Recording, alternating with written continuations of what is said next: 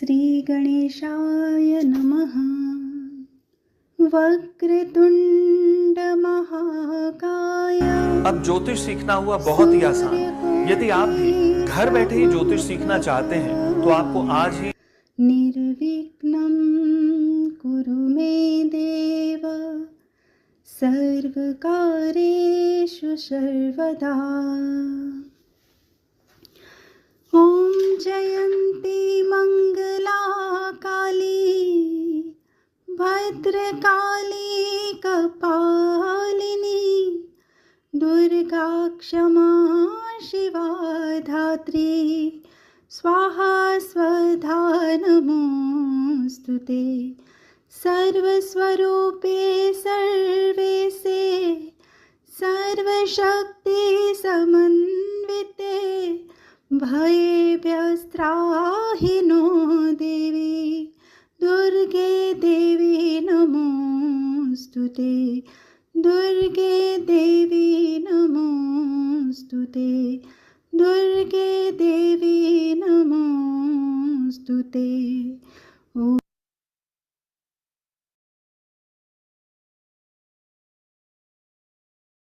निकले सिंदूरी घन छाए पवन के पग में नूपुर बाजे मयूर मन मेरा गाए। ओम नमः शिवाय ओम नमः शिवाय ओम नमः शिवाय ओम नमः शिवाय ओम नमः शिवाय ओम नमः शिवाय। पुष्प की माला थाल सजाऊं गंगा जल भर कलश मिलाऊं नौ ज्योति से दीप जलाऊं चरणों में नित शीश झुकाऊं भाव विभोर हो के भक्ति में रोम रोम रंग जाए मन मेरा गाए। ओम नमः शिवाय ओम नमः शिवाय ओम नमः शिवाय ओम नमः शिवाय ओम नमः शिवाय ओम नमः शिवाय। अभयंकर शंकर अविनाशी मैं तेरे दर्शन की अभिलाषी जन्मों से पूजा की प्यासी मुझ पे करना कृपा जराशी। तेरे सिवा मेरे प्राणों को और कोई ना भाए मन मेरा गाए। ओम नमः शिवाय ओम नमः शिवाय ओम नमः शिवाय ओम नमः शिवाय ओम नमः शिवाय। जय शिव शंकर। आशुतोष शशांक शेखर चंद्रमौली दिगंबरा कोटि कोटि प्रणाम शंभो कोटि नमन दिगंबरा। निर्विकार ओंकार अविनाशी तुम्ही देवाधिदेव जगत सर्जक प्रलय करता शिवं सत्यम सुंदरा। निरंकार स्वरूप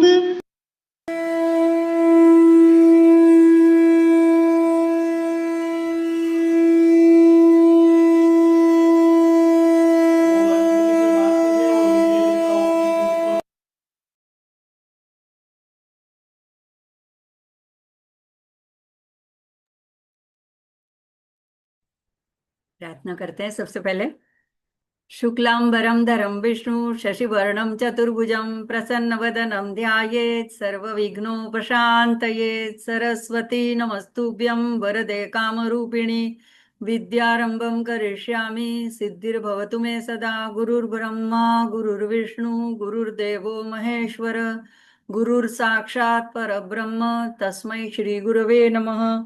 ईश्वरो गुरुरात्मेति मूर्तिभेद विभागिने व्योमवद्व्याप्तदेहाय दक्षिणामूर्तये नमः। ओम। माँ को बुलाते हैं। अरुणां करुणातरङ्गिताक्षीं धृतपाशाङ्कुशपुष्पबाणचापाम् अणिमादिभिरावृतां मयूखैः अहमित्येव विभावये भवानी। श्री मात्रे नमः। आप सभी साधकों के हृदय में विराजमान भगवती श्री राज राजेश्वरी श्री ललितांबिका महात्रिपुर सुंदरी के चरणों में कोटि कोटि प्रणाम, बड़ों को वंदन। सभी को जय श्री कृष्ण। हर हर महादेव। देखो, आज शुरू में दो रहस्य बताना चाहती हूँ। एक तो ज्यादातर लोगों को पता होगा, एक मुझे अभी कुछ दिनों पहले पता चला। तो एक है शिव जी के बारे में, एक है माँ ललितांबिका के बारे में। तो शिव जी के बारे में पहले बताती हूँ। अभी अ, सूर्य जो है ये पूरे साल में आकाश में भ्रमण करता है, और यहाँ तो यहाँ क्या है कि पूरे अंतरिक्ष में उसका एक साल का जो चक्कर लगता है या पृथ्वी घूमती है उसके आसपास। तो सूर्य 27 नक्षत्र है आकाश में, उनमें हर एक नक्षत्र में से पसार होते होते पूरा साल 27 नक्षत्रों की परिक्रमा करता है। तो एक नक्षत्र में सूर्य जो है 13.5 दिन, या अगर दिन के हिसाब से देखें तो 14 दिन, मतलब 14 दिन बाद में आधे में दूसरे नक्षत्र में प्रवेश कर जाता है। और जो चंद्र है वो उसको एक ही दिन लगता है, एक महीना ही लगता है। तो सारे 27 नक्षत्रों में वो एक एक दिन में परिभ्रमण करता है। लेकिन हम जो बात कर रहे हैं सूर्य की, तो सूर्य जो है वो जब आर्द्रा में रहता है तो उसका एक अलग महत्व होता है। और इसी तरह अब मघा नक्षत्र कल से शुरू होने वाला है। कल जो है सोमवार 17 तारीख, हमारा गुजरात और महाराष्ट्र के हिसाब से पहला श्रावण का सोमवार है। तो उस दिन सुबह 8 बजे से लेकर के तो 14 दिन, या कभी कभी 15 दिन, तो 31 तारीख के सोमवार तक उसकी सुबह 4 बजे तक ये मघा नक्षत्र रहेगा। और इसका क्या महत्व है? तो अगर देखो, कांवड़िया लोग कहाँ कहाँ से हरिद्वार से और गंगोत्री से अपना कावड़ उठा करके गंगा जी को ले करके अपने अपने इलाके में शिव जी के मंदिर में चढ़ाने के लिए लेके जाते हैं। तो हमें इतना तो कष्ट करने की आवश्यकता नहीं है। आयुर्वेद ने हमको और ज्योतिष शास्त्र ने ये बहुत सरल उपाय बताया कि मघा नक्षत्र का जो जल बरसेगा, अगर इन 15 दिनों में 14 दिनों में जो बारिश होगी उसको अगर हम एकत्रित कर लेते हैं, संग्रहित कर लेते हैं, तो ये मघा का जल इतना पवित्र होता है कि उसको सोने के तुल्य माना जाता है। मतलब 1 तोला सोना का जितना मूल्य है उतना 1 तोला मघा के जल का मूल्य है। दूसरा है कि उसको अमृत तुल्य माना गया है, उसको गंगा जल जैसा पवित्र माना गया है, तो उससे हम शिव जी का अभिषेक कर सकते हैं। तीसरी बात यह है कि वो पूरा साल खराब नहीं होता है, तो अगले साल मघा नक्षत्र आने तक भी हम उसको रख सकते हैं। और आंखों में अगर कोई बीमारी हो तो उसमें भी उसके दो दो बूंद डाल सकते हैं। हाँ, छान के लेना चाहिए। तो प्लास्टिक को छोड़ करके आप किसी भी बर्तन में डायरेक्ट, जब आकाश से बूंदे गिरती है तो किसी खुले में आप पात्र रख दीजिए और उसमें एकत्रित कर लीजिए। तो मैंने गए साल भी रखा था, तो इस साल तक वो ऐसा का वैसा रहता है, उसमें कोई मतलब कीड़े या बैक्टीरिया का उपद्रव नहीं होता, उल्टा वो एंटीबैक्टीरियल है, तो रोग नाशक है। तो पेट के अंदर की कृमियों वगैरह के लिए भी बहुत कारगर है। तो छोटे बच्चों को ये पानी पिला सकते हैं, खाने में यूज कर सकते हैं, खाना बनाने में। और अगर कोई आयुर्वेदिक औषधियां लेते हैं तो उसमें भी ये पानी इस पानी के साथ लेने से उसका औषधीय गुण और बढ़ जाता है। तो ये तो सब बात साइड प्रोडक्ट है, लेकिन शिव जी का अभिषेक आप जरूर, अगर आपके घर में गंगा जल नहीं है तो पूरे महीने इससे कर सकते हैं। तो इसको आप ये मौका मत चूकिएगा। अ, जरूर मघा के नक्षत्र के मघा के जल, ऐसे कहा जाता है कि मघा के बरसे माँ के परोसे। तो ये माँ के परोसे यानी माँ जिस तरह से प्रेम से बच्चे को परोसती है या खिलाती है, तो जिस उससे उसको जो पुष्टि तुष्टि मिलती है, आनंद मिलता है, वैसे ही जो नेचर है, जो माँ है, वो मघा का जल जब इस मघा नक्षत्र में जब वर्षा होती है तो वैसा ही पुष्टिदायक तुष्टिदायक होता है। अब दूसरी बात यह है कि आज तो हम शुरू करेंगे मंत्र 202 से आगे, तो शायद हम पूरा आगे तक न पहुंच पाए, लेकिन कल जो सोमवार है, और हम तो सब मेरे जैसे ही और लोग भी होंगे बहुत, कि जिनको श्री रुद्रम बोलना नहीं आता होगा, हम सीखे नहीं किसी के पास, तो उच्चारण ठीक तरह से, लय से, स्वर से। तो अगर हमको नमकम का पाठ करना है, तो उसके तुल्य जो है ललिता सहस्त्र नाम में, जो श्री रुद्रम के नमकम में 11 अनुवाक है, तो वो 11 अनुवाक के तुल्य एक एक नाम है। तो ये अगर 11 नाम अगर हम इसका पठन करते हैं, गायन करते हैं, तो श्री रुद्रम के नमकम का फल हमें, उसका चैंटिंग करने का फल हमें प्राप्त होता है। तो ये दो बातें हैं, एक शिव जी के बारे में, एक ललिता सहस्त्र नाम के बारे में। तो पहले हम देखते हैं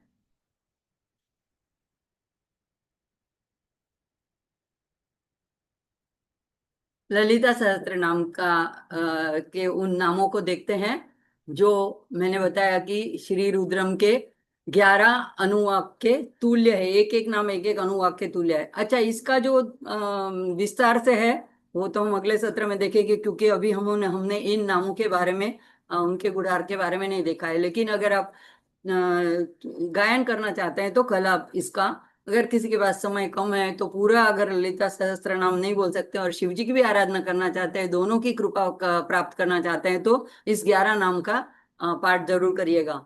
तो 212 से लेकर के 222 तक, महारूपा महापूज्या महापातकनाशिनी महामाया महासत्वा महाशक्ति महरती महाभोगा महेश्वर्या महावीर्या महाबला। तो बहुत सरल है। तो ये एक बात मुझे आज बतानी थी आप सब लोगों से, तो ये जरूर आप करिएगा। और अब हम आज के सत्र में आगे बढ़ते हैं। तो पिछले सत्र में हमने ये श्लोक 52 में सर्वशक्तिमयी सर्वमंगला सद्गति प्रदा, यहाँ तक देख लिया था। तो आज हम आगे बढ़ेंगे 202 मंत्र से, सर्वेश्वरी सर्वमयी सर्व मंत्र स्वरूपिणी। तो नीचे की लाइन में भी 3 मंत्र है। सर्वेश्वरी मंत्र जो है 202 नंबर का, उसको सबसे पहले देखते हैं। तो सर्व और ईश्वरी, तो वह जो समस्त ईश्वरों की भी अधिष्ठात्री है।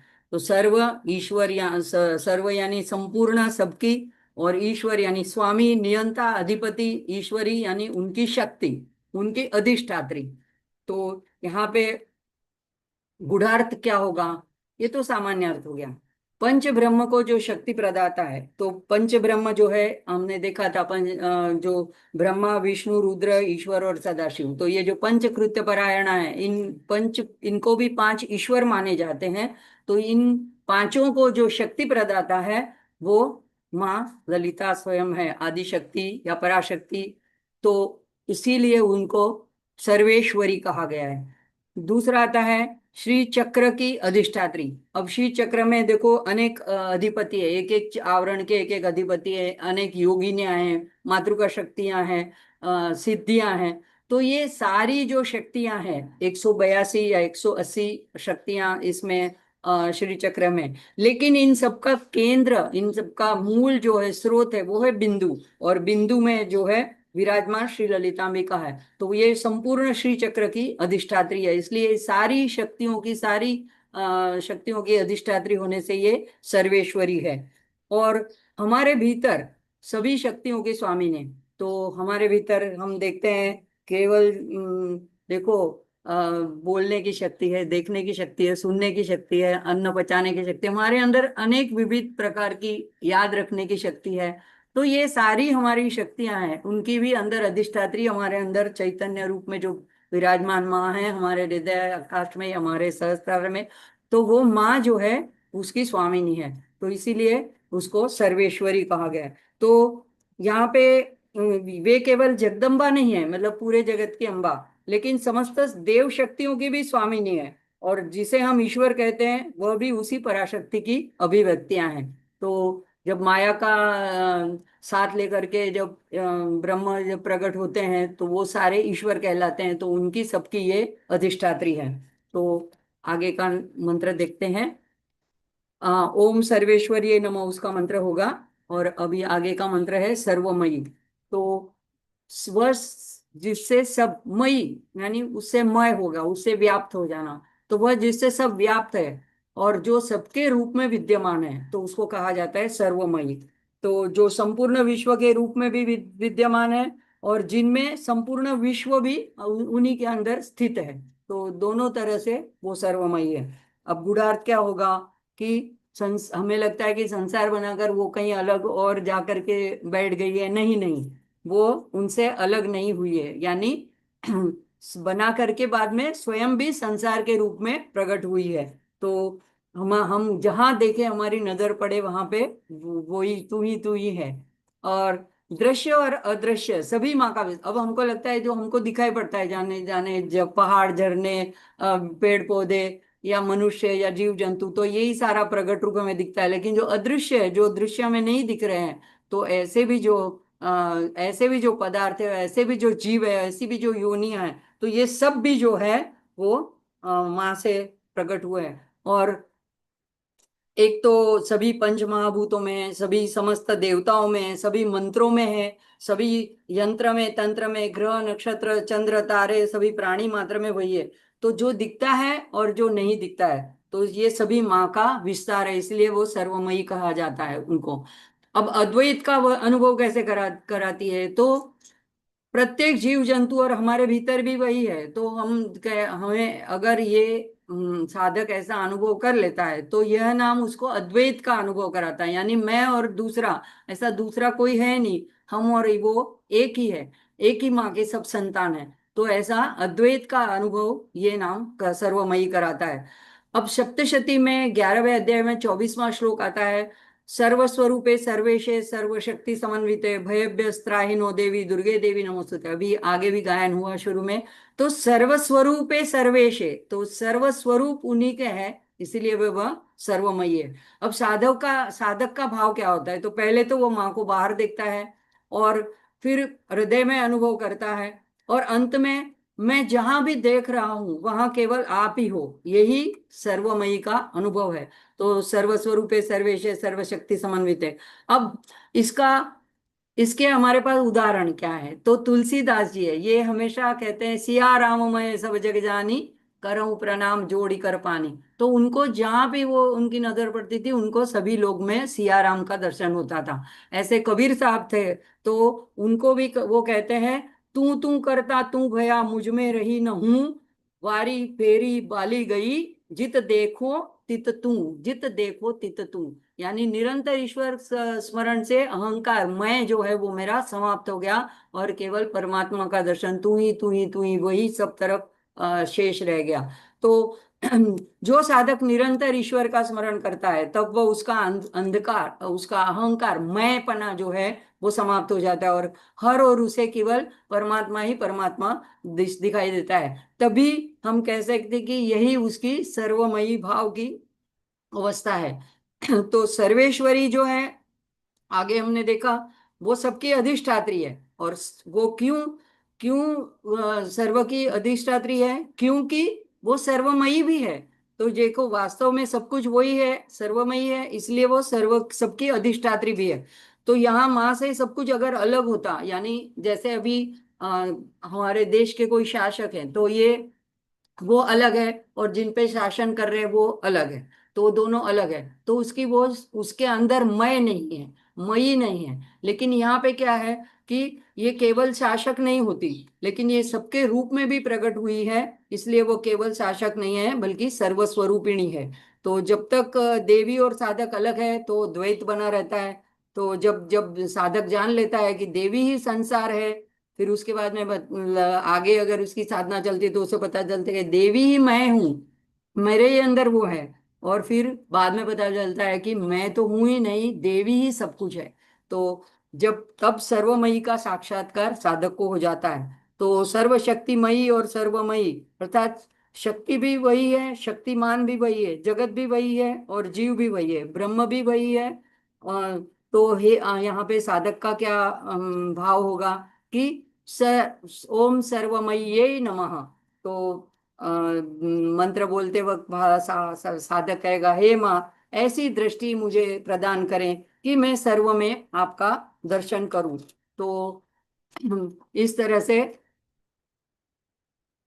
सारे जो क्रम जो बताए हैं यहाँ पे, तो ये पिछले के भी जो नाम हमने देखे, सर्वशक्तिमयी सर्वमंगला जो पिछली बार देखे थे, तो सभी सर्वशक्तिमयी यानी सभी शक्तियां उन्हीं की है। सर्वमंगला यानी फिर क्या करती है, सभी शक्तियां कल्याण के लिए कार्य करती है। फिर सद्गति प्रदा यानी तो फिर कौन सा कल्याण प्रदान करती है, तो परम मोक्ष प्रदान करती है। और सर्वेश्वरी यानी समस्त ईश्वरों की भी अधिष्ठात्री है। और सर्वमयी यानी अंततः न ईश्वर अलग है, न जीव न जगत, सब कुछ उसी एक पराशक्ति का विस्तार है। तो यहाँ त्रिपुटी का लय हो जाता है। त्रिपुटी यानी तीन चीजें होती है। देखो, पूजा करने वाला साधक उपासक, फिर पूजा की जो प्रक्रिया होती है, उपासना होती है, जो भी जिस तरह से भी वो पूजा करता है, तो वो जो क्रिया होती है वो, और उसका उपास्य देव यानी पूजा जिनकी की जाती है वो देवी। तो ये तीनों की त्रिपुटी जो है उसका लय हो जाता है। तो यही इसका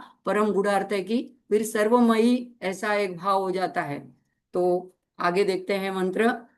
सर्व मंत्र स्वरूपिणी, सर्व यानी समस्त देखा, मंत्र यानी एक दिव्य ध्वनि जो मनन करने पर रक्षा करती है।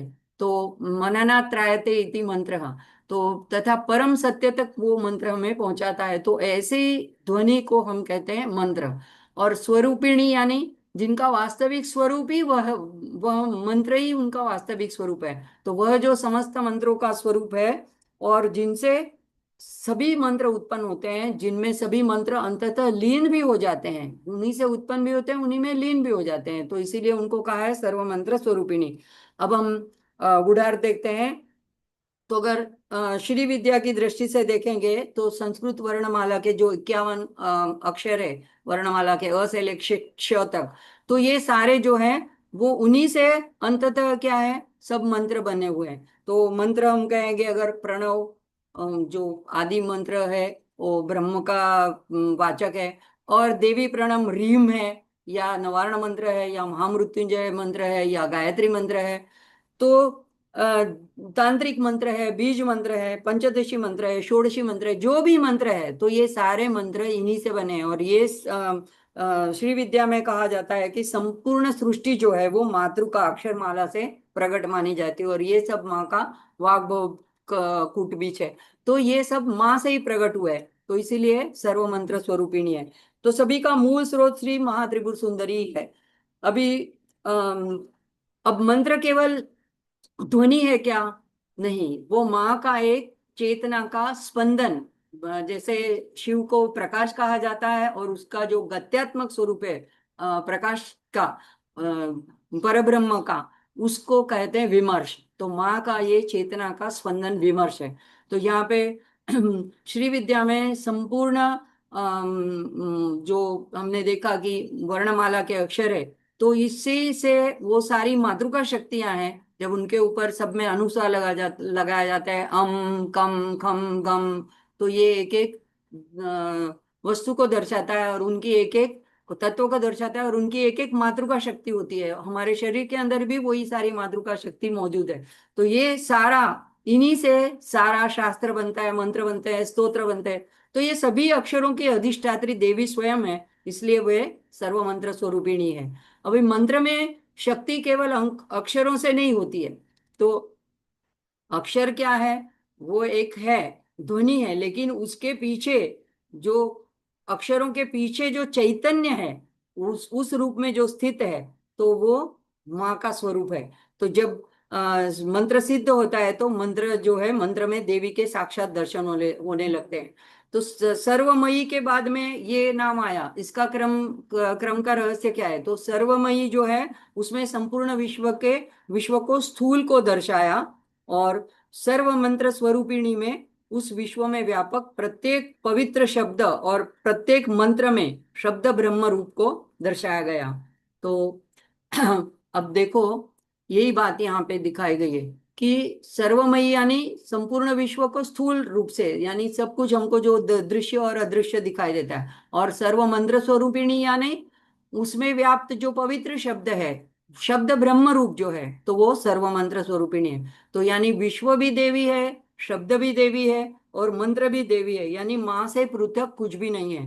अब चौथा एक ऐसा गुणार्थ आता है कि ये सारे जो बीज मंत्र है, बीजाक्षर है, ऐम तो ये ज्ञान शक्ति का स्वरूप है, ह्रीम तो पराशक्ति का हृदय बीज है, माया बीज भी कहा जाता है, क्लीम आकर्षण एवं आनंद शक्ति है, और पंचदशी का जो पूरा मंत्र है स्वयं श्री ललिता का मंत्र देह है।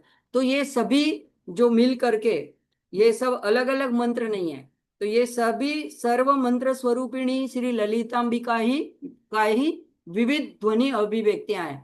तो इसीलिए उनको सर्व मंत्र स्वरूपिणी कहा है। तो श्री विद्या में देवी का जो स्थूल शरीर है उसको श्री चक्र कहा जाता है, सूक्ष्म शरीर है वो मंत्र रूप है, और जो परम शरीर है माँ का वो चिदानंद है। तो साधक का भाव यहाँ पे क्या होना चाहिए कि मंत्र को केवल शब्द नहीं समझना है, जब भी हम मंत्र का उच्चारण करते हैं तो हमें ये भाव रखना चाहिए कि मैं सामने मेरे जो माँ के, देवी माँ के जीवित स्वरूप का मैं स्मरण कर रहा हूँ। तो इसके साथ हम आगे बढ़ते हैं। सर्व मंत्र स्वरूपिण्यै नमः, ये इसका मंत्र होगा। आगे आगे 53वां श्लोक आया। सर्वयंत्रात्मिका सर्वतंत्र रूपा मनोन्मनी माहेश्वरी महादेवी महालक्ष्मीर्बृड प्रिया। तो यहाँ पे सर्वयंत्रात्मिका एक नाम, सर्वतंत्र रूपा, मनोन्मनी तीन नाम पहली लाइन में, और दूसरी लाइन में माहेश्वरी, महादेवी, महालक्ष्मी और मृड प्रिया चार नाम है। तो यहाँ पे एक एक के कर बाद एक एक देखते हैं। सर्व यंत्रात्मिका, अभी मंत्र के बाद में यंत्र की बात आई।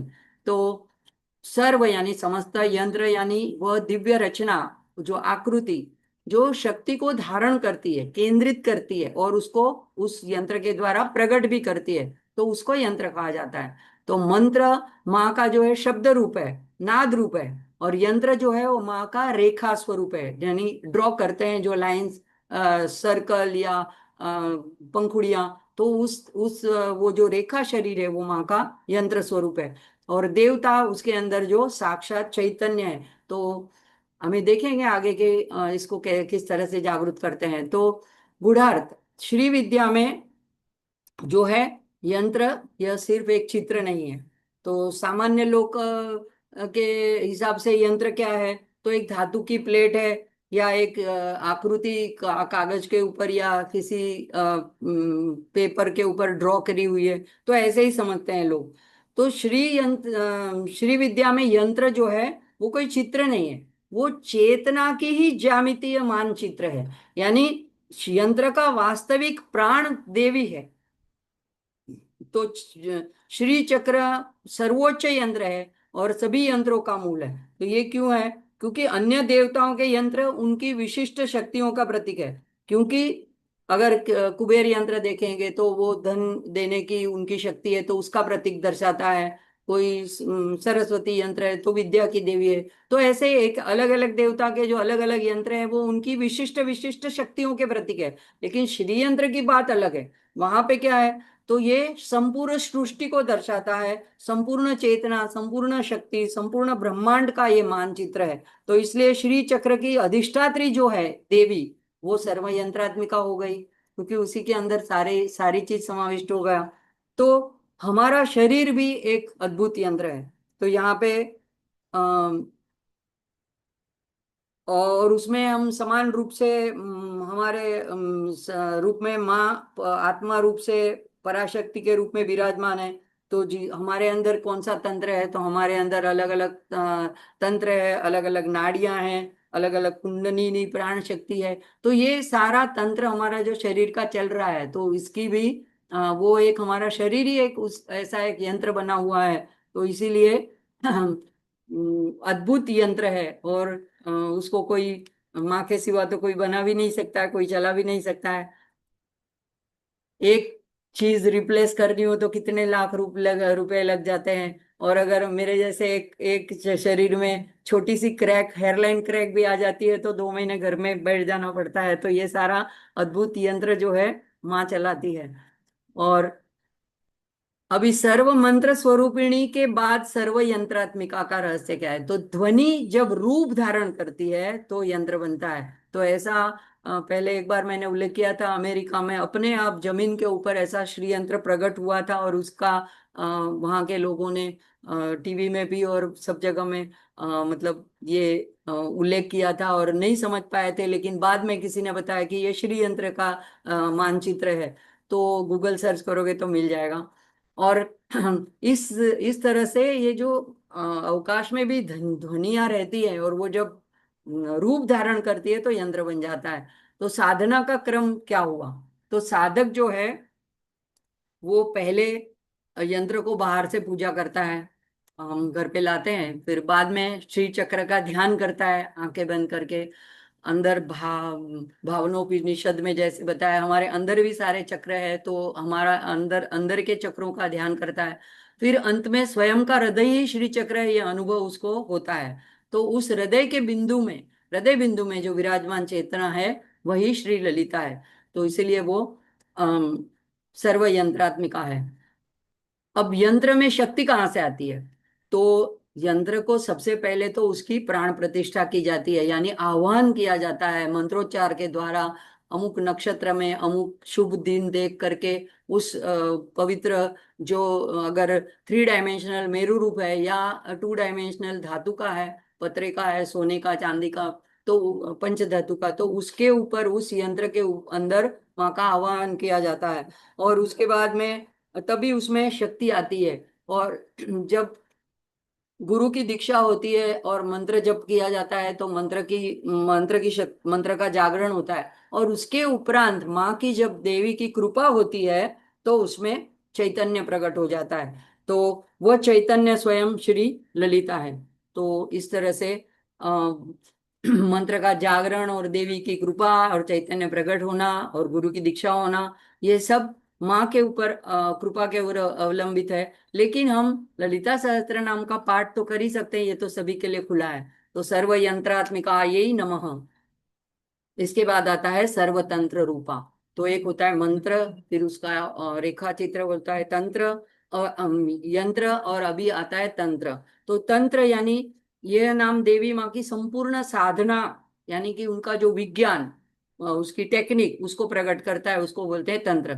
तो तंत्र तन और त्र, जैसे 2 अक्षरों से बना है। तो तन तनोति, इसका संस्कृत में आता है धातु रूप। तो तनोति यानी ज्ञान या चेतना का विस्तार करना या फैलाना। और त्रम यानी त्रायते, त्रायते यानी बंधन से, अज्ञान से रक्षा करना, मुक्ति देना। तो तंत्र क्या है? तो वह एक दिव्य प्रणाली है, यानी एक विधि है जो शक्ति का विस्तार भी करती है और जीव की रक्षा भी करती है और उसे बंधन से मुक्त भी करती है। तो तंत्र रूपा यानी वह जो समस्त तंत्रों का स्वरूप है और सभी तंत्र जिनसे प्रकट हुआ है। अब इसकी तंत्र यानी विधि, इनमें विधि क्या होती है? तो देखो, सबसे पहले दीक्षा ले जाती है, गुरु परंपरा होती है, मंत्र होता है, यंत्र होता है, उसके बाद में न्यास, ध्यान, पूजन, होम, यह सब इसके अंदर, तंत्र के अंदर यानी टेक्निक के अंदर सम्मिलित है। तो सर्वतंत्र रूपा यानी जीवन को दिव्य साधना में रूपांतरित करने वाली जो शक्ति है। तो तंत्र का लक्ष्य क्या होता है? तो यहाँ पे हम देखते हैं गुढ़ार्थ कि तंत्र का लक्ष्य है शक्ति के माध्यम से मोक्ष या मुक्ति दिलाना। तो तंत्र में ये नहीं है कि कुछ सिद्धियां हासिल कर देना, ये बहुत छोटी बात है। लेकिन उसका मूल उद्देश्य जो है वो शक्ति के माध्यम से मोक्ष। तो संपूर्ण तंत्र शास्त्र जो है वो देवी का ही प्रागट्य है। यानी तंत्र शास्त्र में आता है आगम, निगम, यामल, विद्या तंत्र, श्री विद्या तंत्र, समयाचार मार्ग।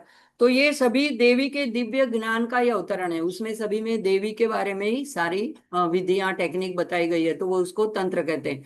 तो माँ जो है श्री विद्या में मंत्र, यंत्र और तंत्र, उनका अभेद माना जाता है। कैसे?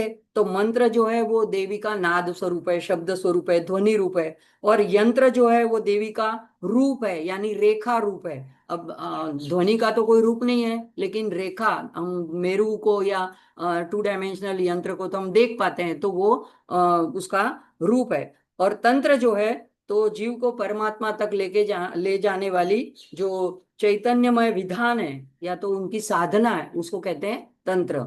तो ये तीनों मिलके जो है एक दूसरे के साथ जुड़े हुए हैं। और श्री चक्र जो है उसको तंत्र राज कहा जाता है। और माँ जो है वो तंत्र की अधिष्ठात्री नहीं, तंत्र तत्व भी है। तो जो उसके अंदर का तत्व सार है, वो भी माँ स्वयं ललिता अंबिका है।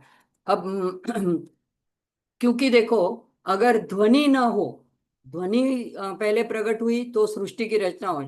तो ध्वनि ना हो तो सृष्टि की रचना ना हो। रूप ना हो तो उसके बाद में जो सारे प्रकट हुए जीव वगैरह वो प्रकट ना हुए। और तंत्र न हो तो साधना भी ना हो सके। तो ये तीनों का मूल एक ही पराशक्ति है।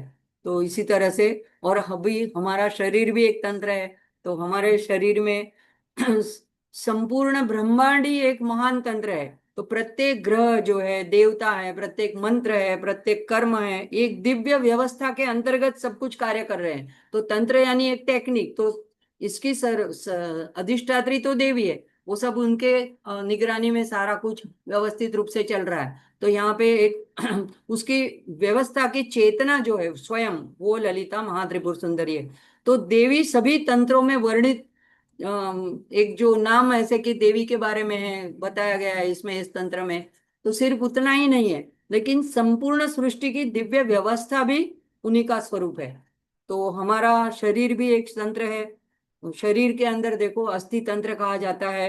जो स्केलेटन हमारा, रक्ताभिसरण तंत्र हमारा, ब्लड जो सर्कुलेशन होता है, सर्कुलेटरी सिस्टम, फिर श्वसन तंत्र, मज्जा तंत्र, नाड़ी तंत्र। तो ये सभी जो व्यवस्था है वह भी उन्हीं का स्वरूप है। तो तंत्र का उद्देश्य, जो सामान्य लोग जो समझते हैं उद्देश्य कि बस कुछ सिद्धियां प्राप्त कर ली, तंत्र मंत्र कर लिया, तो ये नहीं है।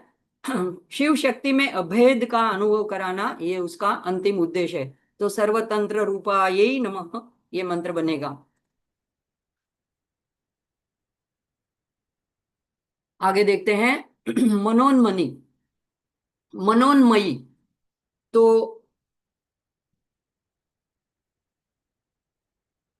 मनोन्मनी होगा लगे, मेरा यहाँ पे स्पेलिंग मिस्टेक होगा। तो मन और उन्मनी, उन्मनी यानी मन से परे की अवस्था। और दूसरा एक उसका विच्छेद ऐसे भी होता है, मनः उन्मयति इति। मनः उन्मयति यानी जो मन को ऊपर उठाकर परम चैतन्य में लीन कर देती है। तो मन के परे की अवस्था को भी मनोन्मनी कहते हैं। और जो करने वाली है उसको, उसको मन को उठाकर परम चैतन्य में लीन करने वाली है, वो जो देवी है, वो उसको कहा गया है मनोन्मयी। तो वह जो साधक के मन को परे, मन के परे की अवस्था अवस्था में स्थापित करती है। अब चेतना की ये सर्वोच्च अवस्था है। तो देखो क्या सर्वोच्च अवस्था कैसे कही जाएगी? तो जहाँ पे संकल्प विकल्प समाप्त हो जाते हैं। मन का जो कभी कभी कुछ क्या इच्छाएं उठती है, कुछ संकल्प होता है, कुछ फिर वापस दूसरा विकल्प उठता है, उसमें उसमें ऐसे करूँ या ऐसे करूँ। तो ये सारा जो मन में खेल चलता रहता है, वो संकल्प विकल्प पूरी तरह से समाप्त हो जाता है। अहंकार होता है, मैं कर रहा हूँ, मैं ध्यान कर रहा हूँ, मैं साधना कर रही हूँ, ये मैं अहंकार शांत हो जाता है। और केवल शुद्ध चैतन्य वहां पे शेष रहता है। तो वैसी जब अवस्था होती है, जो योगी लोग अपना साधना करते हैं और निर्विकल समाधि अवस्था में चले जाते हैं, तो उनको उन्मनी अवस्था प्राप्त होती है। तो दूसरा होता है कि मन का लय।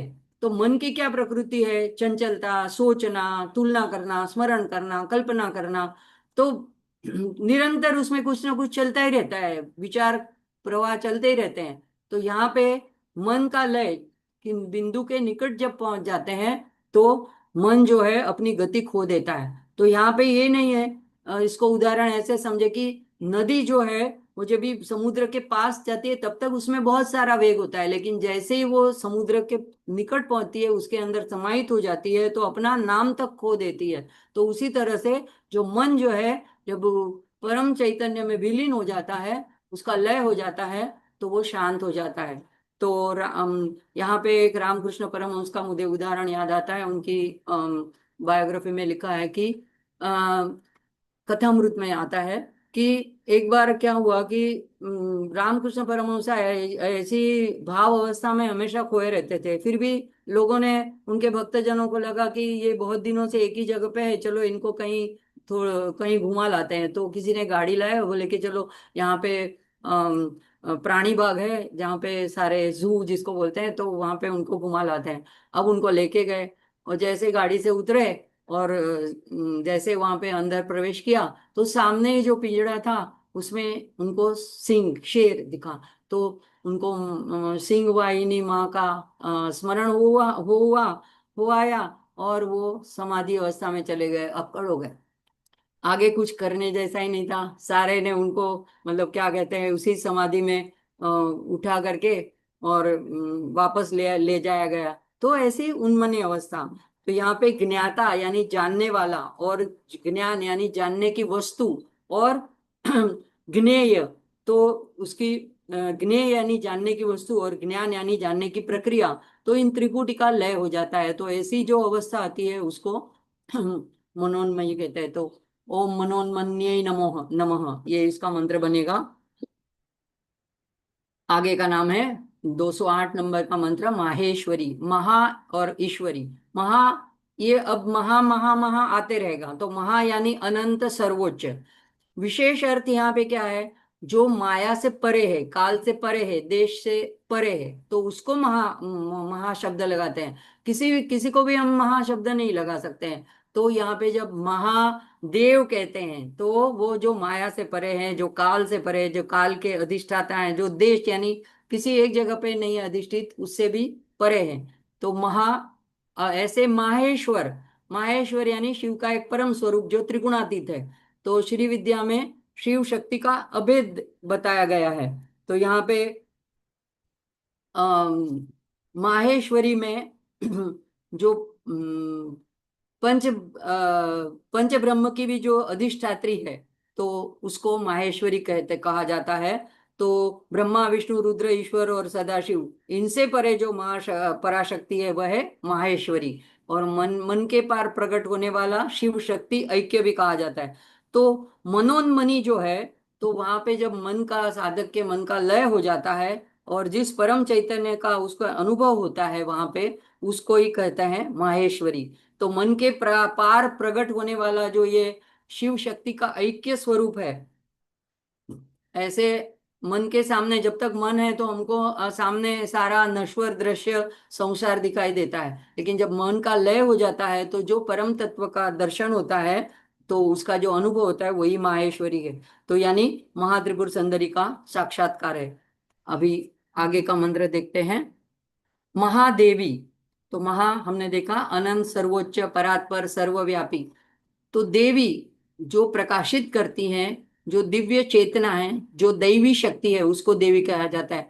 अभी हम कई स्तोत्रों में देखते हैं, महादेव जो है पार्वती जी को देवी करके कहते हैं। तो और या देवी सर्वभूतेषु ऐसे करके सप्तशती में भी देवी सूक्तम आता है। तो देवी, तो यहाँ पे उस माँ को संबोधित कहा गया है। तो वह जो सभी देवी देवताओं से परे है, इसलिए महा आगे लगाया।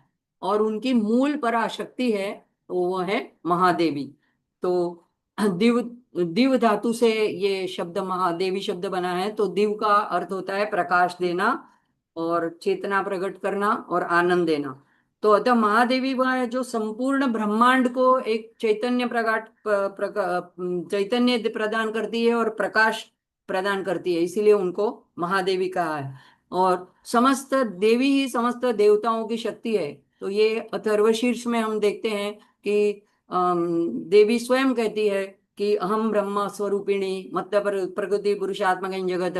तो वहां पे इसीलिए उसको महादेवी। और वहां पे अथर्वशीर्ष में सभी देवता भी मिलके बाद में उनको जब यक्ष के रूप में वो प्रकट होती है और नहीं पहचान पाते हैं और अपना बल भी वहां पे निष्प्रभ होता है, तब उनकी आराधना करते हैं, वही देवी अथर्वशीर्ष है।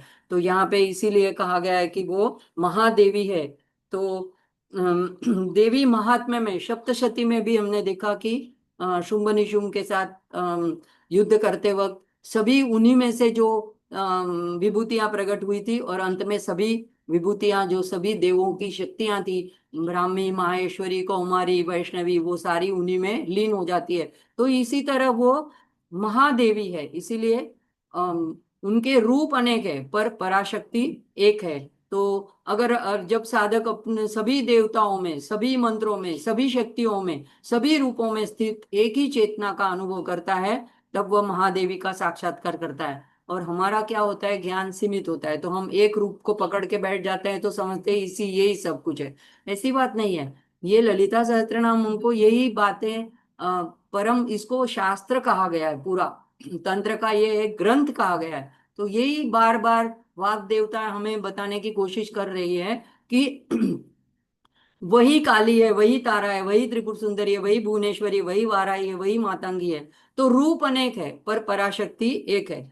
तो महादेवी जो है समस्त देवत्व के मूल चैतन्य का ध्यान है। तो मनोन्मय मयी जो हमने आगे देखा, तो वहां पे मन का लय होता है। और माहेश्वरी से क्या होता है, तो शिव शक्ति के ऐक्य का अनुभव होता है। और महादेवी है वो ये सभी देवताओं के, सभी शक्तियों के पीछे जो स्थित पराशक्ति है, उसका साक्षात्कार कराती है। तो ओम महादेव्यै नमः। आगे बढ़ते हैं। महालक्ष्मी, तो वह जो महान सर्वोच्च, ये मैंने बार बार नहीं लिखा है, तो अनंत सर्वोच्च यानी महा। तो लक्ष्मी, तो लक्ष्मी के अनेक रूप है और अनेक अर्थ है, लेकिन यहाँ पे वह जो समस्त प्रकार की श्री, संपदा, ऐश्वर्य, ज्ञान, आनंद, इन सब की अधिष्ठात्री है, उनको कहा गया है महालक्ष्मी। तो लक्ष्मी, इसका गूढ़ार्थ क्या होता है, तो लक्ष्य शब्द का रहस्य क्या होता है, लक्ष्य शब्द के ऊपर से लक्ष्मी शब्द बना है। तो लक्ष्मी जो है लक्ष्य धातु से बना है। तो लक्ष्य यानी देखना, लक्ष्य करना, लक्ष्य तक पहुंचना। तो गूढ़ार्थ क्या है, तो महालक्ष्मी वह जो साधक को परम लक्ष्य तक यानी परम ब्रह्म तक पहुंचाती है। तो यह त्रिगुणा तंत्र में महालक्ष्मी जो है वो उसको त्रिगुणा आद्या शक्ति कहा गया है। तो ये जो देवी अथर्वशीर्ष में हम देखते हैं कि आता है मंत्र, महालक्ष्मी च विद्महे सर्वशक्त्यै च धीमहि तन्नो देवी प्रचोदयात्। तो यहाँ पे देखो महालक्ष्मी का जो मंत्र है, महालक्ष्मी च विद्महे विष्णु पत्नी च धीमहि तन्नो लक्ष्मी प्रचोदयात्, उससे ये मंत्र अलग है। तो वहां पे देवी अथर्वशीर्ष जो है वो महात्रिपुर सुंदरी पराशक्ति आद्य शक्ति को उद्देश्य करके वो देवी अथर्वशीर्ष का गायन किया गया है। वहां पे उनको पाश अंकुश धरा, ऐसा भी उनका वर्णन आता है। तो कंफ्यूजन ना हो, इसीलिए मैं कह रही हूँ कि यहाँ पे वो त्रिगुणात्मिका आद्य शक्ति है, और देवी अथर्वशीर्ष में उनका इस तरह से महालक्ष्मी नाम से उल्लेख किया गया है। तो यहाँ पे वे विष्णु जी की पत्नी नहीं है। तो ये इस तरह से महालक्ष्मी और भी इसके तंत्र में क्या आते हैं उल्लेख, तो महाल नाम के दैत्य को मारने से, ऐसा श्लोक मैंने यहाँ नहीं लिखा है, श्लोक में वर्णन है, भगवती का नाम महालसा तथा महालक्ष्मी हुआ। तो महाराष्ट्र में ऐसे ज्योतिबा स्वरूप है, वहां पे महालसा नाम से भी देवी पूजी जाती है। तो चौथा इसका गुणार्थ क्या है, श्री का अर्थ श्री विद्या में चैतन्य, पूर्णता, आनंद, कृपा, दिव्य तेज। अब हम सामान्य रूप से तो लक्ष्मी यानी पैसा ऐसा ही समझते हैं, धन संपत्ति, लेकिन यहाँ पे महालक्ष्मी का अर्थ समस्त श्री की मूल पराशक्ति है। तो यहाँ पे इसीलिए श्री विद्या में उनको श्री माता, श्री महाराज्ञी, श्रीमत सिंहासनेश्वरी, ऐसे श्री से संबोधित किया गया है। और ये जो है यहाँ पे जो महालक्ष्मी का उल्लेख है वाग देवताओं ने किया है इस नाम का, तो ये अष्टलक्ष्मी से परे है। अष्टलक्ष्मी का भी स्तोत्र आता है, आप लोग में से बहुत लोग जानते भी होंगे। तो धन लक्ष्मी, धान्य लक्ष्मी, विद्या लक्ष्मी, गजलक्ष्मी, ऐसे 8 नाम हैं। तो ये 8 जो है उनकी अभिव्यक्तियां हैं, जो उनकी विविध कार्य शक्तियां हैं। लेकिन यहाँ पे उनकी सर्वोच्च जो महालक्ष्मी के रूप में, महात्रिपुर सुंदरी के रूप में यहाँ पे नाम आया है महालक्ष्मी। तो महालक्ष्मी सिर्फ बाहरी भौतिक धन संपदा देती है ऐसी बात नहीं है, वो तो देती है, लेकिन साथ में आंतरिक दोनों प्रकार की श्री का वरदान देती है। तो सर्वोच्च प्रदान क्या है, तो सर्वोच्च वरदान है आत्मविद्या। आत्मविद्या देती है। तो यहाँ महालक्ष्मी जो समस्त प्रकार की श्री प्रदान करती है, वह श्री केवल भौतिक संपदा नहीं बल्कि चारों पुरुषार्थ की पूर्णता देती है। परंतु सर्वोच्च श्री जो है वो है ब्रह्म ज्ञान। तो इसलिए महादेवी के बाद महालक्ष्मी नाम आया है। तो साधक का भाव क्या होना चाहिए, हे माँ मुझे शांति, आनंद, पूर्णता, ज्ञान, विवेक, आत्मज्ञान ऐसी जो श्री है वो हमें प्रदान करे। तो साधक जब उस परम श्री आत्मस्वरूप में स्थित होता है, तब उसे सत यानी सत्य का अनुभव होता है, चित यानी ज्ञान का अनुभव, चेतना का आनंद होता है, और आनंद का अनुभव होता है। तो वही वास्तविक श्री की प्राप्ति है। ये जब सच्चिद आनंद का जब अनुभव होता है, वही सच्ची श्री साधक की है, और उसी की उसको प्रार्थना करनी चाहिए। बाकी की तो चीजें नश्वर है, हम अभी आंख मूंद लेंगे, खत्म हो जाएगा खेल, तो सारी श्री संपदा घर यहीं पे पड़ा रहेगा। तो यही सारा वाग देवता हमें ज्ञान करा रही है। अब आती है 211 मृड प्रिया। तो मृड शिव जी का एक नाम है, और प्रिया यानी अत्यंत प्रिय, ये एक सामान्य अर्थ है। वह जो मृड को यानी शिव को अत्यंत प्रिय है।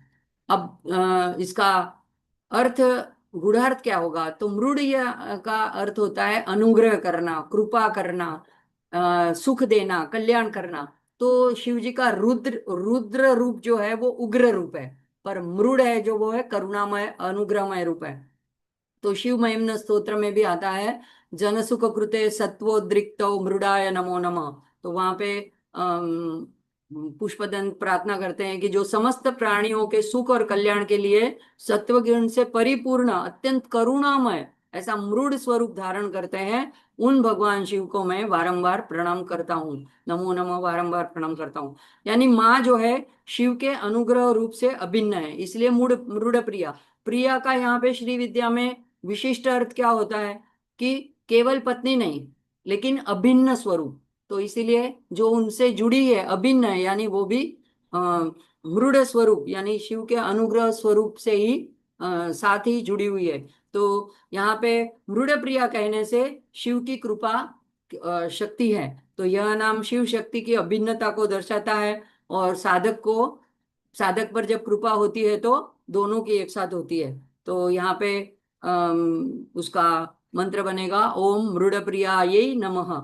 और महालक्ष्मी नाम जो है वो परम श्री और पूर्णता का स्वरूप है, और मृड प्रिया है उस पूर्णता का शिव के साथ अखंड सामरस्य है। मतलब जो पूर्ण है वहां पे महालक्ष्मी के रूप में परम श्री है, उसका शिव के साथ अखंड अभेद है, सामरस्य है। तो यही इसके बाद में ये मृड प्रिया नाम दर्शाता है। अब आगे का नाम आता है, आगे का श्लोक बदल जाएगा। महारूपा महापूज्या महापातक नाशिनी महामाया महासत्वा महाशक्तिर्महारति।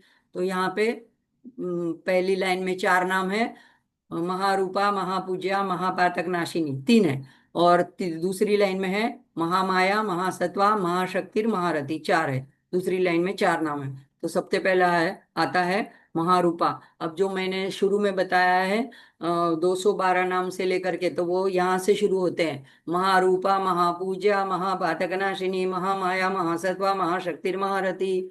तो यहाँ से 222 तक, तो ये सारे 11 नाम जो है वो श्री सुक्तम के नमकम के 11 अनुवाकों के तुल्य है। तो महारूपा पहला नाम है। मुझे लगा नहीं था कि पूरा आज होगा, इसलिए वो चीज मैंने आगे ही ले ली कि आपको बता दूं। अगर आप नहीं भी पढ़ सकते हैं तो इतने 11 नामों का पठन जरूर अवश्य कीजिएगा। महारूपा, महा हमने देखा अनंत सर्वोच्च असीम, और रूप स्वरूप अभिव्यक्ति प्रकट होने का ढंग उसको रूप। तो वह जिनका स्वरूप कैसा है, महा यानी अनंत है, विराट है, यानी समस्त रूपों से परे भी है और विभिन्न रूपों में प्रकट भी है, उससे परे भी है और उसके अंदर व्याप्त भी है। तो इसीलिए उनको महारूपा कहा गया है। तो यहाँ पे गूढ़ार्थ क्या होगा कि देवी का कोई एक रूप नहीं है। जैसे हमने शुरू में देखा माँ का चतुर्भुजान्विता, तो पाशम अंकुश धार, पाश अंकुश धनुष और बाण धारण किए चार हाथों में, ऐसे चतुर्भुज रूप को हम महात्रिपुर सुंदरी के रूप में देखते हैं। तो सिर्फ ऐसा कोई एक विशिष्ट रूप देवी का है ऐसी बात नहीं। महारूपा यानी समस्त ब्रह्मांड उनका रूप है। तो चार भुजाओं वाली सिर्फ उसमें सीमित नहीं है। हम पूजा के लिए, हमारी आराधना के लिए उस रूप को सामने रख के हमारा भाव प्रकट करते हैं, ये अलग बात है। लेकिन हमको ये ज्ञान से समझना चाहिए कि वो अखंड अखिल ब्रह्मांड में सर्वव्याप्त है, सभी रूप उसी उन्हीं के रूप है। अब ऐसे जब ध्यान करते हैं तो ध्यान उपयोगी कल्पित दिव्य रूप चतुर्भुज हो सकता है, लेकिन बाद में ज्ञान से जब हम समझते हैं तब अखिल ब्रह्मांड में उनका दर्शन करना है। तो महारूपा यानी समस्त ब्रह्मांड उन्हीं का रूप है। और देवी का विराट रूप क्या है? तो अब महा यानी विराट भी कहा है, विराट रूप। तो समस्त लोक जो है, 14 लोगों की बात, पृथ्वी से लेकर के सत्य लोक तक, ऊपर के साथ ब्रह्मलोक तक और नीचे के नरक लोक के साथ, तो 14 जो लोक है, और सभी जो देवता हैं, सभी जीव जंतु है, सभी प्राणी, सभी तत्व, पंच महाभूत, ये सभी मिलकर देवी का स्वरूप है, इसलिए उनको महारूपा कहा गया है। ये देवी का विराट रूप है। इसलिए उन्हें विश्व रूपिणी भी कहा गया है। और रूप और अरूप दोनों है, तो वे रूपा भी है और अरूपा भी है। तो जब हम पूजा या साधना के लिए उनको एक रूप में कल्पना करते हैं, लेकिन अरूपा यानी निर्गुण निराकार, तो भक्त के लिए उनके हिसाब से सुंदर रूप धारण करती है। आपको जो भी रूप अच्छा लगता है वो उस रूप में आपकी कुल देवी है। आपको दुर्गा, अंबिका, चंडिका, महालक्ष्मी, महाकाली, जिस रूप भाता है मन को, उसके द्वारा उसका आह्वान करके उसकी आराधना हम कर सकते हैं। लेकिन ज्ञानी के लिए वो निराकार चैतन्य है, इसलिए रूप और अरूप दोनों है। तो और महारूपा यानी क्या है? इन दोनों को समेटने वाला यह नाम है। तो यानी देवी जो है अनंत रूपों से युक्त और समस्त नाम रूप जिनमें समाहित है। तो मृड प्रिया के बाद महारूपा आया, इसका क्या खास विशिष्ट भेद है? तो मृड प्रिया यानी शिव शक्ति का अभेद हमने देखा।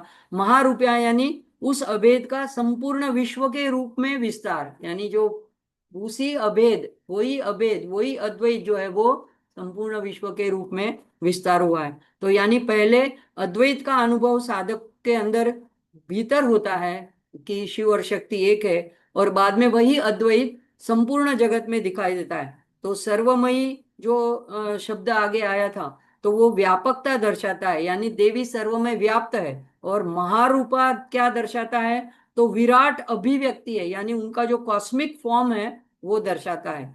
तो यहाँ पे बिंदु से लेकर के श्री चक्र तक और श्री चक्र से लेकर संपूर्ण विश्व तक वो उनका विस्तार है, इसलिए उनको महारूपा कहा जाए। यानी यह भी है कि बिंदु में विराजमान ललिता ही अनंत ब्रह्मांडों के रूप में प्रकट हुई है, तो इसलिए ये महारूपा कहा गया। अभी महापूज्या, पूज्या यानी जो पूजा के योग्य है, आराध्य है। तो वह जो समस्त देवताओं, ऋषि मुनियों, सिद्धों, समस्त प्राणियों उसके द्वारा पूजनीय है और जो सर्वोच्च आराध्य है। तो यहाँ पे पूजा का अर्थ क्या है?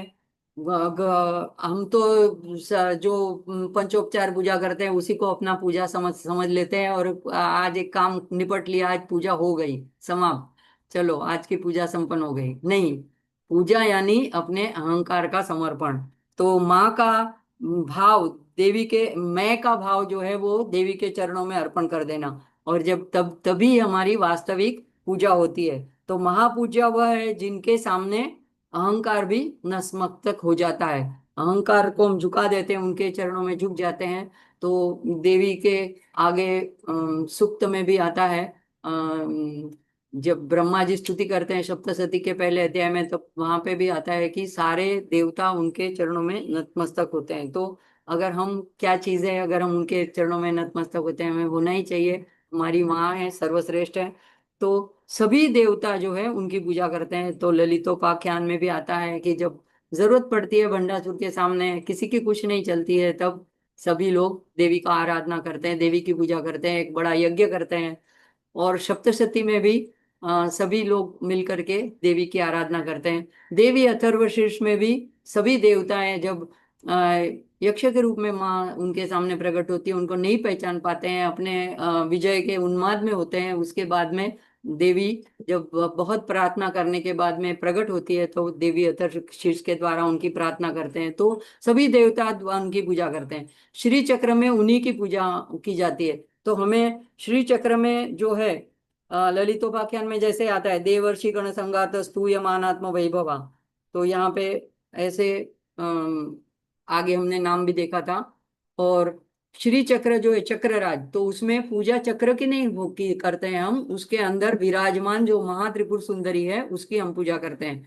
तो पूजा का श्री विद्या में जो है परम लक्ष्य जो है पूजा की समाप्ति हो जानी चाहिए। तो पूजा में पूजा के प्रकार कैसे हैं, तो सबसे पहले बाह्य पूजा होती है, पंचोपचार, षोडशोपचार, राजोपचार, और फिर मानसिक पूजा होती है, तो आंतरिक तो मानसिक पूजा होती है। उसके बाद में आत्म पूजा, यानी आत्म स्वरूप में देवी का अनुभव करना।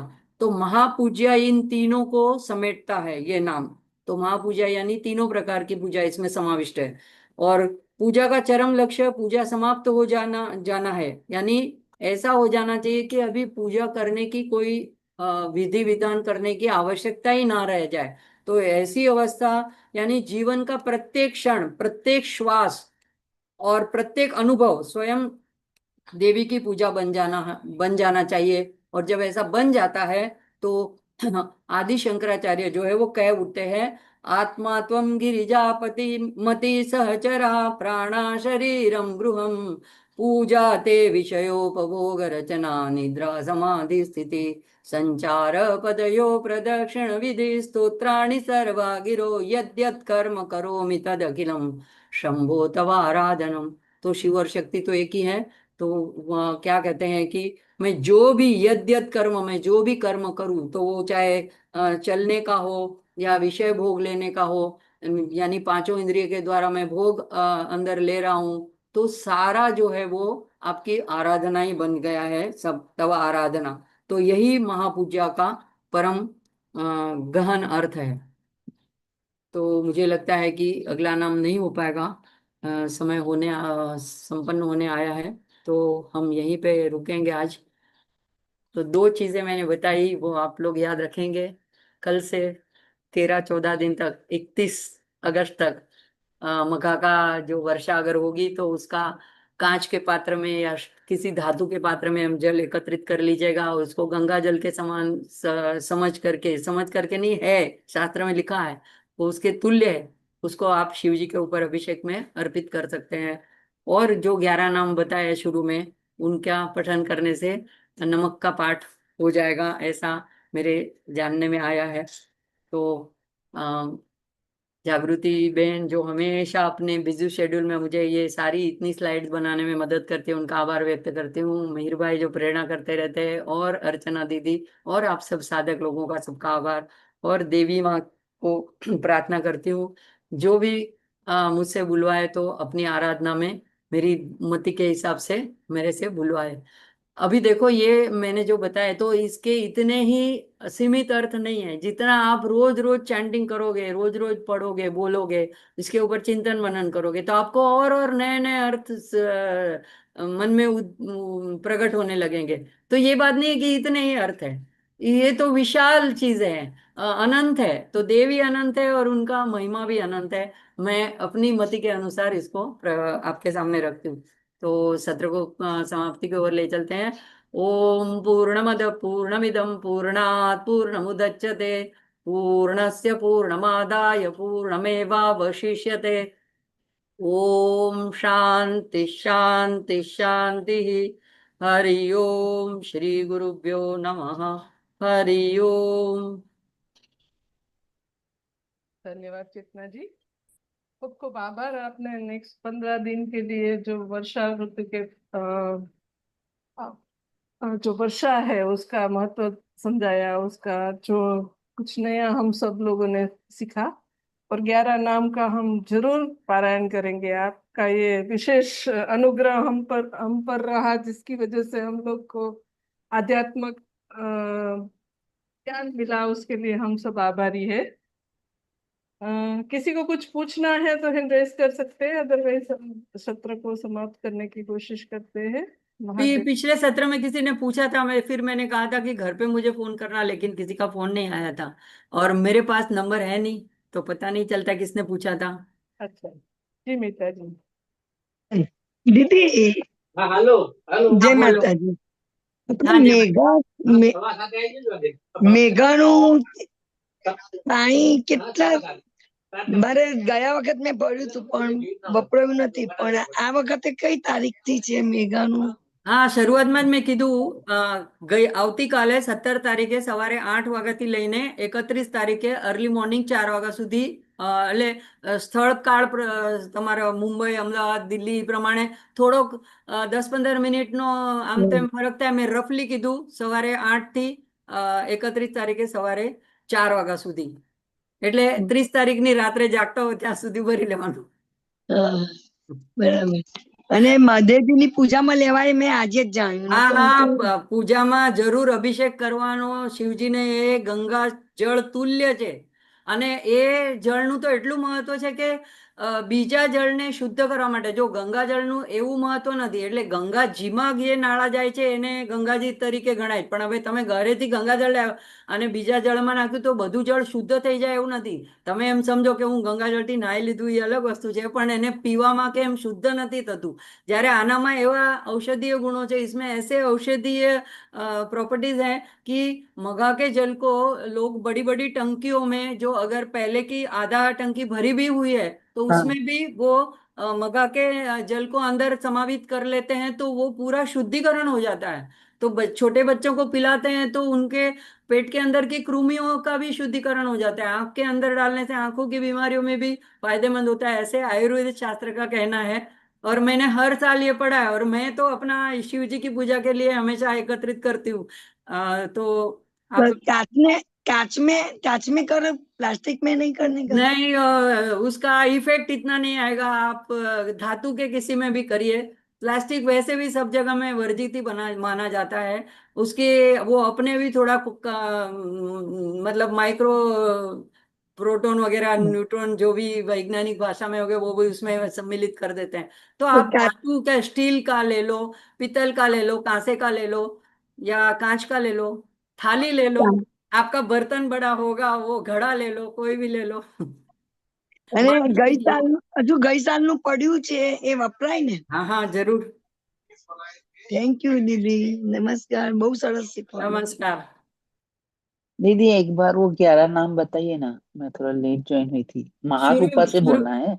हाँ, शुरू में ही दे दिए ना पूरे. हाँ नहीं, मैं थोड़ा लेट ज्वाइन हुई थी इसलिए मैंने बोला। आप मतलब चालू महारू करोगे फिर से सुन लेना, तो शुरू करके अच्छा अच्छा, जो यूट्यूब पे होंगे ना, हाँ जी हाँ महारूपा जी हाँ जी, महापूज्या से लेकर के. हाँ मतलब ठीक है. महारूपा से ना, हाँ हाँ महारूपा से लेके कहाँ तक? हाँ, ठीक है, बता दे. महायुग, हाँ बस 222 तक. 212 से 222, 212 से 222. 212 से 222 दो सौ सुना था बाईस लेकिन यानी कंफर्म करना था। महाबला तक. महाबला तक, यस। महाबला तक. थैंक ठीक है. Thank you so much, thank you. आपके पास ललिता सहस्त्र नाम की बुक होगी तो उसमें से देख लेना. और इसमें शुरू में भी मैंने लिख दिया था. जय श्री कृष्ण दीदी। हाँ दीदी बोले. ये जो नमकम का जो पाठ आपने बोला कि आप डेली वो नाम पढ़ने के लिए, तो वो डेली पढ़ने का है क्या? वो क्या? वो जो 212 से लेके 222 तक पढ़ने का है नाम। मतलब ये 11 नाम 12। पढ़ोगे ना तो वो हाँ नमक के जो 11 अनुवाक है उसका फल आपको इसमें प्राप्त हो जाता है. वो 11 अनुवाक तो बहुत बड़े, एक अनुवाक में ही बहुत सारे मंत्र हैं. जी। और वो तो अगर हमने सीखे हैं किसी गुरु के पास से, तो उसका स्वर और लय से हमें उच्चारण करना होता है. तो मैं पूछना चाहे दीदी, ये डेली पढ़ने का क्या, कि ये सावन मास में ही पढ़ने का है? सावन में पढ़ो और भी अच्छा है. मैं तो कहती हूँ पूरा ही ललिता सहस्त्र नाम पढ़ो, लेकिन उतना नहीं पढ़ो तो मैं बोलती हूँ ना, कुछ तो कुछ करो, तो इतना तो तो मैं करो ही करो. ललिता सहस्त्रनाम तो मैं पढ़ती हूँ पूरा, मुझे तो सीखा है मैंने, मैं तो थोड़ा ये थोड़ा शिव के पढ़ने ऊपर आता है। अभिषेक करते करते ये 11 नाम बोल अच्छा। तो हो जी जी। जाएगा, रुद्री बस हो मैं जाएगी. वही वही मैं जानना चाहती थी दीदी। हाँ हाँ. धन्यवाद दीदी, हाँ बहुत हाँ, बहुत वैसे कर धन्यवाद। सकते हैं. देखो, जी भाव के भूखे होते हैं भगवान, और शिव जी तो भोलेनाथ है.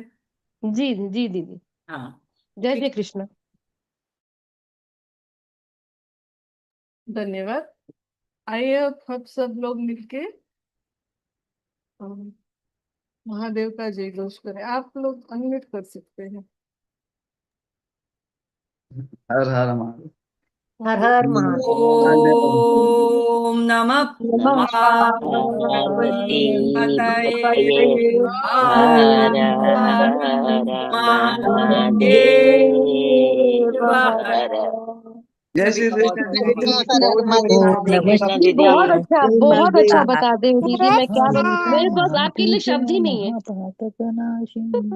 दीदी ललिता सहस्त्र नाम की पीडीएफ भेजेंगे तो पाठ कर सके। अर्चना जी को भेज दूंगी तो